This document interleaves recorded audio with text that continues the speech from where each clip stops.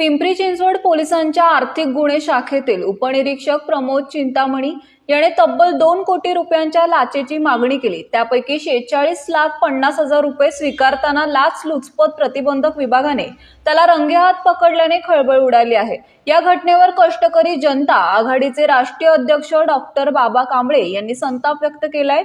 सरकार आणि पोलीस आयुक्तांना इशारा दिला आहे की खाकी वर्दीच भ्रष्टाचारात बुडालेली असेल तर न्याय कोणाकडे मागायचा, असा सवाल त्यांनी उपस्थित केला। याबाबत बोलताना डॉक्टर कांबळे म्हणाले की आरोपी उपनिरीक्षक चिंतामणी यांच्या घरातही मोठे घबाड सापडले असून त्यामध्ये रोख रक्कम, दागिने आणि मालमत्तेचाही समावेश आहे।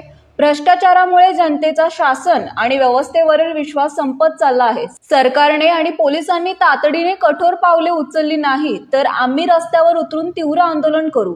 त्यांनी भ्रष्टाचार विरोधी तक्रार निवारण प्रणाली, नियमित तपासणी आणि नागरिक संवाद वाढवण्याची मागणी केली आहे। सरकारने याकडे गांभीर्याने लक्ष द्यावे असा इशारा डॉक्टर कांबळे यांनी दिलाय।